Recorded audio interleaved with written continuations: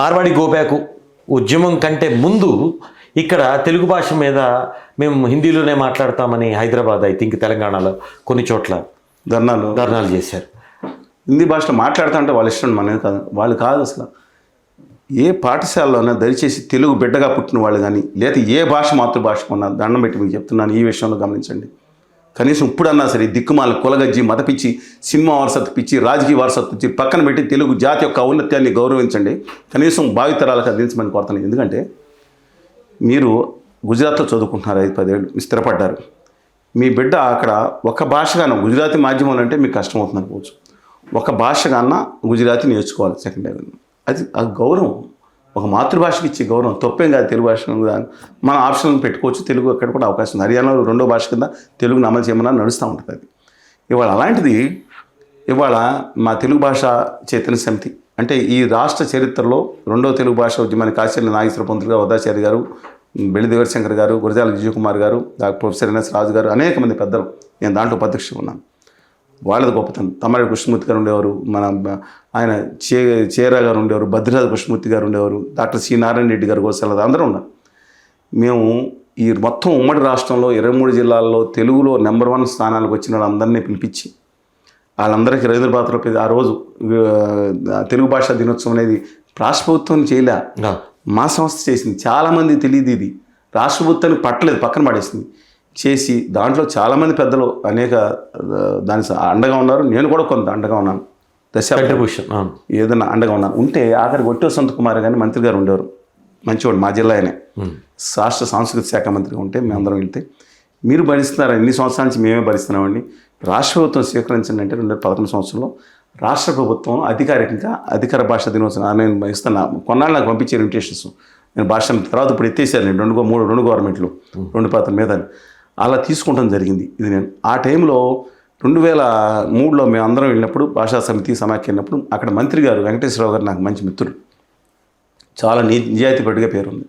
ఆయన దగ్గరికి వెళ్తే, ఏమండి మొన్న ఆయన ముసలాళ్ళ పక్కన నేను కూడా ఉన్నానండి, మీరు నాకు ఒక తెలుగు భాష కనీసం ఈ దేశ చరిత్రలో ఎక్కడా లేదు, ఆంధ్రప్రదేశ్ ఉమ్మడి రాష్ట్రంలో అనే అక్షరం నేర్చుకోకుండా డిగ్రీ వరకు వెళ్ళిపోవచ్చంట. ఇదేంటంటే స్పెషల్ ఇంగ్లీష్ ఉన్నారు, సంస్కృతం, అదేంటండి ఇదేమని అంటే కనీసం మాధ్యమంగా పెట్టాలి, మనం ఆలోచిద్దాం. ముందర మీ చేతిలో ఉంది ఒక తెలుగు భాషగా, ఒక్క భాషగానే పెట్టండి, కంపల్సరీ నేర్చుకోవాలంటే వెంటనే ప్రభుత్వ ఉత్తర్వు 86 సంఖ్య విడుదల చేశారు. ఆయన దండం పెట్టుకోవాలి ఇవాళ. ఆ తర్వాత ఇవాళ కేసీఆర్ గారు ఇవాళ అమలు చేస్తున్నా, అక్కడ చంద్రబాబు నాయుడు గారు, జగన్మోహన్ రెడ్డి గారు అమలు చేస్తున్న ఒక భాష తప్పనిసరిగా వీళ్ళ వల్ల జరుగుతుంది. అలాంటిది మొన్న ఈ గుజరాతీ మార్వాడి వెళ్ళగానే ఉత్తర భారత బ్యాచ్ ఒకటి బయలుదేరి హైదరాబాద్ నడిబొడ్డున ధైర్యంతో, దమ్ముతో, ఛాలెంజ్తో, కలేజాతో, ఈ తెలుగు వాళ్ళకి మంచి తక్కువైపోయినాయి అంటున్నారండి. పురుగు మందులు ఎక్కువ కొట్టిన ఆహార పెద్దలు తిని ఈ భాష నాకు అక్కర్లేదని చెప్పి ధైర్యంగా ధర్నాలు చేస్తే సిగ్గు లేకుండా కూర్చున్న నాయకుల గురించి నేను తెలుగు నాయకుల గురించి మాట్లాడుకోవాలా? ఎందుకు అక్కర్లేదు అంటే, నువ్వు గుజరాత్లో నువ్వు చదువుకుంటా, మీరు 10 ఏళ్ళు స్థిరపడితే గుజరాత్ భాష నేర్చుకోవాల్సిన అవసరం లేదు. నేను హిందీ నేర్చుకోండి. హిందీ జాతీయ భాష కాదు, రాజభాష అంటే రాజభాష కాదు. అలా దొంగతనంగా చెప్పుకుంటే బ్యాంకుల్లో అందరికీ అలవాటు చేస్తున్నారు. నా తెలుగు భాషకు ఏ స్థానం ఉందో ఇవాళ వరకు కేంద్రంలో, మా దేశంలో హిందీ భాష కూడా అదే స్థానం ఉంది. నేనే అందరికీ సభ పెట్టి బుద్ధప్రసాద్ గారు నా నాణ్యాలన్నింటిలో పెట్టి దానికి పెట్టి ఇచ్చాను. నేను ఆ 4 భాషలో ఒక తెలుగు భాష, జట్టు భాష అనేవారు. ఎందుకంటే మొత్తం దక్షిణ భారతదేశం మీద ముందు వచ్చారు అందరూ. అన్ని చోట్ల తెలుగు జరుగుతుంది కాబట్టి తెలుగునే దేశ భాష కింద అనుకునేవారు. ఈ దేశంలో 2వ అతిపెద్ద భాష వస్తుందని వచ్చినట్టు 4వ భాషగా సరిపోయింది మీలాంటి వాళ్ళ వల్ల. మీలాంటి అంటే మీడియాల వల్ల, కొంతమంది రాజకీయ నాయకుల మీద మేజర్గా. అందుకని నేను చెప్తాను, ఎంత ధైర్యం ఉంటే చేశారని వాళ్ళు. అలాంటిది ఇవాళ మన ముఖ్యమంత్రులకు మద్దతుగా రేవంత్ రెడ్డి గారు ఉండొచ్చు, చంద్రబాబు నాయుడు గారు ఉండొచ్చు, జగన్మోహన్ రెడ్డి గారు ఉండొచ్చు, కేసీఆర్ ఉండొచ్చు, మద్దతుగా తెలుగు సమాజం ఏం చేసింది ఇవాళ? వాళ్ళు ధర్నా చేస్తే మనం చేసాం, మేము వెళ్ళేదో వినతి పత్రాలు అన్యాయం వచ్చి మార్చొద్దని చెప్పడం అంత ధైర్యం ఉందండి వాళ్ళకి. నా వ్యాపారం చేస్తుంది, ఏమైనా చేసుకో, నా తెలుగు భాష అక్షరం ముక్క నేర్చుకుంటా. నీకు లిపి లేదండి, మీ హిందీ భాషకి లిపే లేదండి. లిపి లేదా? లేదు. శ్రీనివాసన్ మాట్లాడుతున్నా, ఆ హిందీ భాషకి లిపి లేదు, ఆ ఉర్దూ భాషకి లిపి లేదు. ఇప్పుడు సొంత లిపి లేదండి వాటికి. అది ఇప్పుడు ఉర్దూకి లిపి, అరబిక్ తెచ్చుకుని వాడుకుంటున్నారు.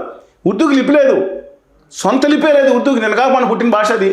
దానికి ఎక్కడ ఏం భాషలో రాసుకోవాలి? అరబిక్ వేరు, ఉర్దూ వేరు, కానీ అరబిక్కే రాస్తున్నారంట. అరబిక్ ఇప్పుడు వెళ్ళారనుకోండి, వీళ్ళందరూ సౌదీ అరేబియా వెళ్ళారనుకోండి, సలహా సుహిసా అని ఉంటుంది ఆ భాషలో. వీళ్ళకేం అర్థం కాదు, లిప్ మాత్రం అరబిక్కి. నేను చెప్పింది సత్యం. ఉర్దూ కాదు ఇది రాసేది. ఉర్దూకి లిపే లేదండి. నేను చెప్పింది సత్య వెంకట గారు. నేను భాషా సంస్థలో దశాబ్దాల నుంచి పనిచేస్తున్నాను, భాషా శాస్త్రవేత్తలతో కూర్చున్నాను. వాళ్ళ వల్ల మనకు కూడా హిందీకి కూడా లేదా? హిందీకి లిపి లేదు. అందుకని మన సాహిత్యమే ప్రేమచంద్ సాహిత్యం ఎక్కడ ఉందండి? వాళ్ళకి క్లాసికల్ లాంగ్వేజే కాదు అది. మనకు ఉంది తెలుగుకి, కన్నడ, తమిళ క్లాసికల్ లాంగ్వేజే కాదు. హిందీకి ఉన్న లిపి ఏంటి? హిందీకి ఏం చేశారంటే, హిందుస్థానీ ఉంటే ఇప్పుడు అనేక పర్షియాను, ఆఫ్ఘనిస్తాన్ ఎక్కడెక్కడ భాషలు వచ్చినాయి కదా, పర్వాలేదు. మిగిలితో తెలుగులో కూడా 4 పదాలు ఉంటాయి, పార్సీక పదాలు పక్కన పెడతాం.